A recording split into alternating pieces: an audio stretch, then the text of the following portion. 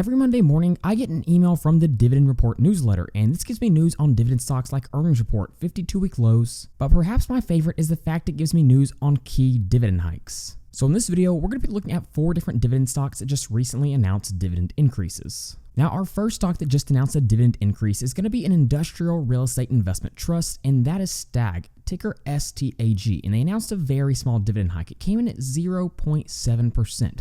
And this is what I call the dreaded below inflation rate dividend hike. Why is that important? Well, we have to remember, anytime a stock increases their dividend below the rate of inflation, they're technically paying out less in dividends than the year they did before. But let's go ahead and dig into this a little bit more. Now again, this is an industrial real estate investment trust, and like most REITs over the past year, we can see the share price has struggled. They're down about 14.78%. Now we can see it looks like there's a climb here in early July, all the way to late July, where it went from about $35 per share up to $40, and this is when the Fed announced they're going to be decreasing interest rates. But ever since then, we've seen it slowly revert back all the way down to pretty much its 52-week low. Now, if we go ahead and jump over to my dividend breakdown sheet, let's come up here and plug in Stag.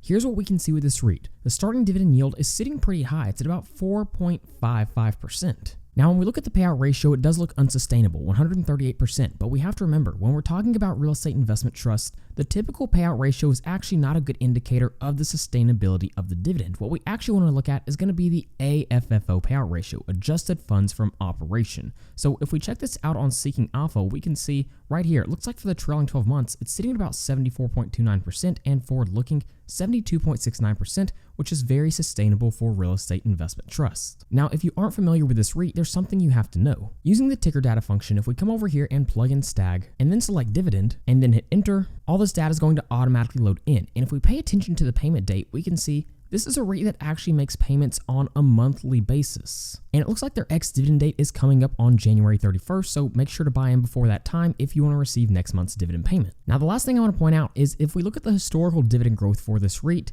it's always been low. 3-year dividend CAGR, 0.68, 5-year, 0.69, and the 10-year, 1.38. So dividend growth has been very slow for this REIT, but on the bright side, if we look at expectations for the future earnings for this company, we can see they're projecting about 4 to 6.5% over the next couple of years when it comes to FFO growth. Again, that stands for funds from operations. That's pretty decent for a REIT. Our next stock that just announced a dividend hike is going to be Enterprise Products Partners, and they announced a dividend increase of about 1.9%. So again, we're looking at another stock that had the dreaded below inflation rate dividend increase. But if we look at this stock over the past year, it's actually done very well. It's up about 19.59%, and keep in mind, that doesn't include the big dividend payments that it's been making. If we go ahead and jump over to our dividend breakdown sheet, EPD.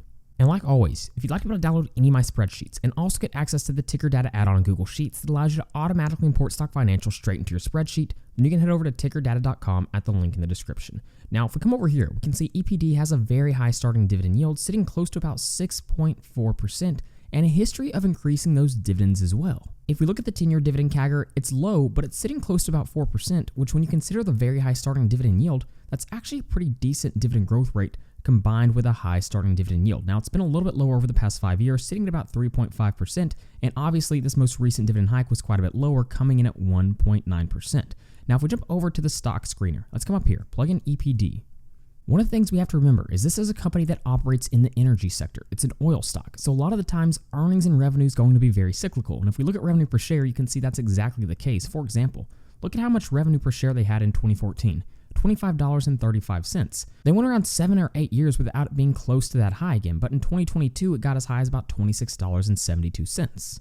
If we jump over to my free cash flow analysis sheet, come up here and plug in EPD. If we go ahead and zoom in and come over here and look at the free cash flow analysis, here's what I want to point out. Look at the free cash flow margin. Again, I've talked about this before, but this is telling us out of every $100 in revenue, how much is actually becoming free cash flow. And for oil stocks, this is going to fluctuate quite a bit. For example, in 2013, it was as low as about 1%, and in 2021, as high as about 15.41%. Now, on the bright side, we can see over the past 5 to 8 years, this has been dramatically improved. But due to the cyclical nature of oil, that could change overnight. Now, the next stock on our list is one that I hold in my portfolio and am up over 100% on, and that is Jefferies Financial Group, and they announced a pretty nice dividend increase of about 14.3%. So a nice large double-digit dividend increase, and along with that, look at the past year. This company is up about 80.32%, and if we zoom out even more, the past 5 years, 222%. But if we look at just the past month, they're actually down by about 13.52%. So if we go ahead and jump over and look at the dividend breakdown for this sheet, we'll come up here and plug in Jeffries. What we can see is before this most recent dividend hike, the starting dividend yield was below 2%. But once that data loads in, we can see that starting dividend yield is going to be closer to about 2.24%.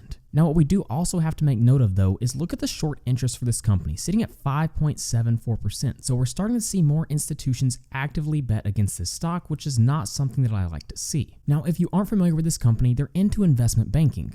And it's actually a stock Warren Buffett added to his portfolio a couple of years ago. And if we look at future earnings projections, earnings estimates from analysts, we can see they are projected to grow earnings at a pretty high rate over the next few years. Now, if we jump over to my stock screener, we can see a lot of that growth is simply going to help them recover to where they were pre-2023. And then lastly, we have Albertsons Companies, and they announced a massive dividend increase of about 25%. And if we look at the past year, they're currently down about 8.25%, but if we look at them in just the past month, they've actually seen a little bit of a spike up, currently up around 8%. Now, this most recent dividend increase is pushing their starting yield to around 3.01%. So the yield has been increased pretty significantly for this company. And if we jump over to the stock screener, come up here and plug in ACI.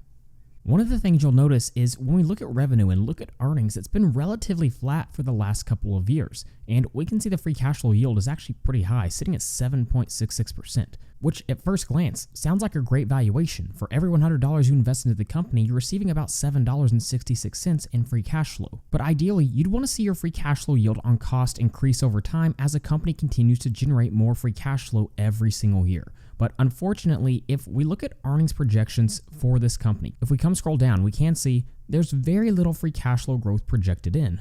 And most of the time, free cash flow growth is going to be synonymous with earnings growth. But if we go ahead and jump over to our free cash flow analysis sheet, come up here and plug in ACI.